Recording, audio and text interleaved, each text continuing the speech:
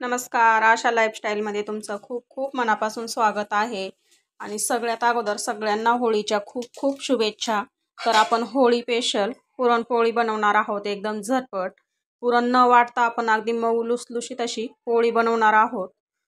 तर व्हिडिओ शेवटपर्यंत नक्की बघा. व्हिडिओ आवडला तर लाईक शेअर नक्की करा. आणि चॅनलला जर सबस्क्राईब केलं नसेल तर चॅनलला सबस्क्राईब देखील करा. चला तर मग व्हिडिओला सुरुवात करूया. इथे मी अर्धा किलो हरभरा डाळ घेतलेली आहे. डाळ व्यवस्थित निवडून घ्यायची आहे आणि 2-3 पाण्याने आपल्याला डाळ स्वच्छ धुवून घ्यायची आहे. जास्तीची डाळ रगडून धुवायची नाही आहे. तर बघा मी 5 मिनिटासाठी असं पाणी ओतून ठेवलेलं आहे. डाळ भिजवून घ्यायची नाही आपल्याला, फक्त व्यवस्थित धुवून घ्यायची आहे.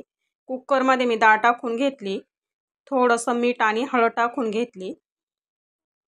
आता एकत्र करून याच्या 4 ते 5 शिट्ट्या करून घेणार आहोत आपण. झाकण लावून घेऊया. तर शिट्ट्या होतात तोपर्यंत आपण पीठ मळून घेऊया. तर 1.5 वाटी मी गव्हाचं पीठ चाळून घेतलेलं आहे आणि 1 वाटी याच्यामध्ये मैदा टाकून घेतलेला आहे. 1 वाटीला देखील कमी आहे, पाऊण वाटीच आहे. जास्तीचा मैदा नाही वापरला मी.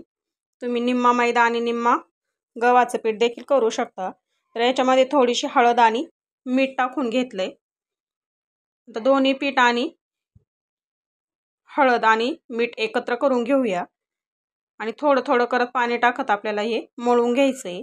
तर या पद्धतीने मी मळून घेतलं आहे आणि हातावरती तेल टाकून घ्यायचं आहे थोडंसं आणि पीठ चांगलं आपल्याला मळून घ्यायचं आहे. जेवढं पीठ छान मळलं जाईल तेवढी पोळी आपली छान बनली जाते. तर बघा मी या पद्धतीने पीठ मळून घेतलं आहे. पुन्हा एकदा हातावरती थोडंसं तेल घेणार आहे आणि पुन्हा एकदा मळून घेणार आहे. पीठ छान भिजलं की खूप छान अशी पोळी बनली जाते. तर आता पीठ मळून आपलं बघा तयार झालेलं आहे. ह्याच पद्धतीने पीठ मळून घ्यायचं आहे आपल्याला.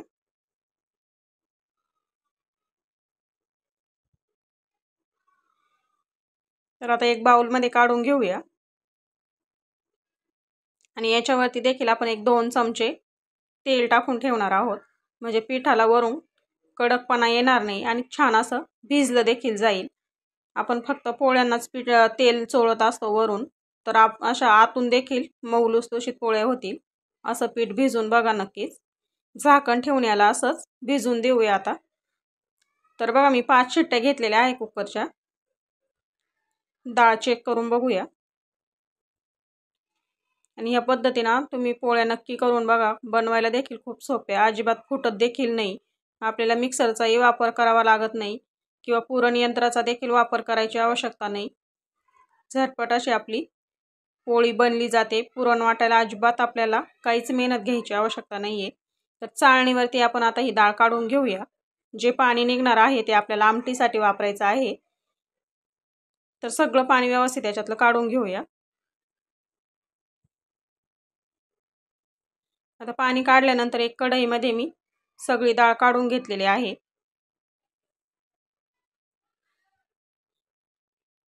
डाळ गरमच आहे, पूर्णपणे थंड झालेली नाही. आपण फक्त याच्यामधून पाणी काढून घेतले. आता जेवढी डाळ तेवढाच गूळ घ्यायचा आहे आपल्याला. तर गूळ मी बारीक करून घेतलेला आहे. अर्धा किलो डाळ आणि अर्धा किलो गूळ. गोड पोळी असली की खूप छान लागते. फिक्कट पोळी चांगली नाही लागत खाण्यासाठी. तर आता इथे मी मॅशर घेतलेला आहे, बघू शकता. तर आपल्याला ही मॅशरनी डाळ आणि गूळ एकत्र करून घ्यायचं आहे चांगलं रगडून. तर मी गॅस चालू केलेला नाही आहे अगोदर. गॅस चालू केला की वाफ हातावरती येईल लगेच, म्हणून आपण असंच डाळ आणि गूळ एकत्र करून घेणार आहोत या पद्धतीने. आणि आता मी गॅसवरती ठेवलेला आहे, गॅस चालू केलेला आहे मीडियम. या पद्धतीने आपल्याला डाळ चांगल्या प्रकारे मॅश करून घ्यायची आहे. आणि खरंच करून बघा, खूप छान पोळ्या बनल्या जातात. अजिबात पोळ्या फुटत देखील नाही आणि आपल्याला पुरण यंत्रावरती देखील पुरण वाटायची आवश्यकता नाही या पद्धतीने जर पुरण बनवलं तर.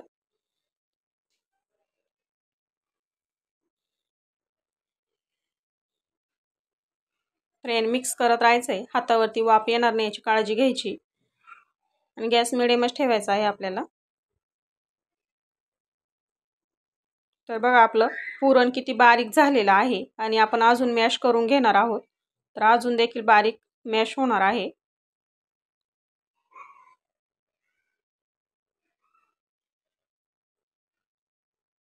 तर मिक्स करून घेऊया।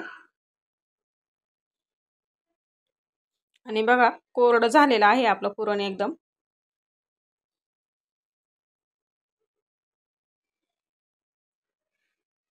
6 ते 7 मिनिटं मी पुरण छान असं परतवून घेतलेलं आहे।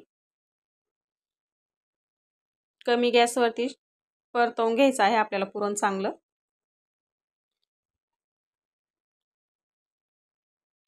आता याच्यामध्ये जायफळ, सुंठ पावडर आणि विलायची पावडर एकत्र करून घेऊया।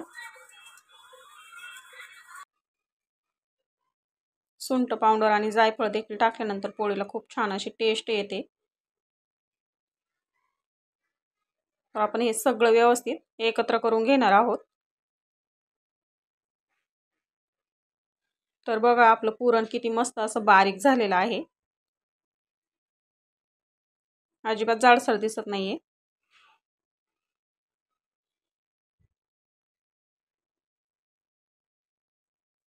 तर आता आपण गॅस बंद केलेला आहे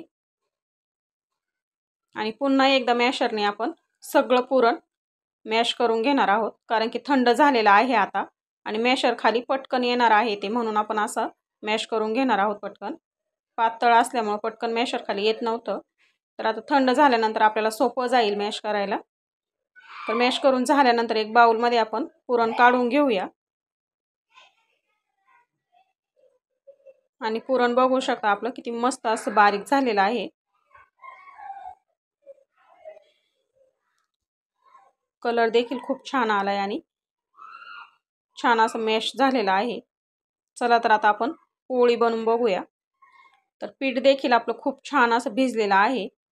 तेलामध्ये भिजवल्यानंतर बघा अजिबात त्याला असा वरून कडकपणा आलेला नाहीये। तर एक उंडा काढून घेतलाय छोटासा। तर हातावरती आपण कोरडं पीठ टाकून घेणार आहोत, म्हणजे पीठ आपल्या हाताला चिकटणार नाही। आणि ह्या पद्धतीने गोल गोल करत अंगठ्याने आपण याला गोल आकार देऊन घेऊया। तर कोरडं पीठ टाकायचं आहे म्हणजे हाताला चिकटणार नाही। तर या पद्धतीची अशी वाटी बनवून घ्यायची आहे आणि आता याच्यामध्ये आपण पुरण भरून घेऊया। तुम्हाला जर हातावरती अशी वाटी बनवायला जमत नसेल तर पोळपाटावरती लाटून घ्या एक पारी आणि नंतर त्याच्यामध्ये पुरण भरून मग गोल गोल पीठ असं वरती खेचायचं आहे आपल्याला। या पद्धतीने मी बनवते त्या पद्धतीने। तर आता याचा आपण मस्त असा एक उंडा तयार करून घेतलेला आहे, कोरड्या पिठामध्ये बुडवायचा आहे।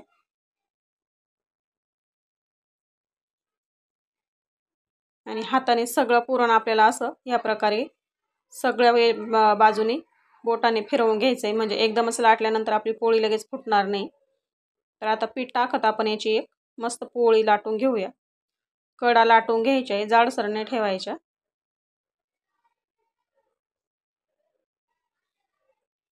आणि सगळीकडून सारखी पोळी लाटून घ्यायची आहे। तर आता इथे तव्यावरती मी पोळी टाकून घेतलेली आहे आणि साईडने लगेच आपल्याला तूप सोडायचं आहे।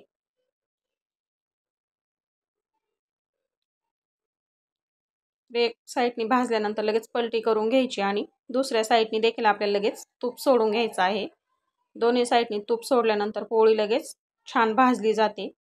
पोळी भाजायला जास्त वेळ नाही लागत।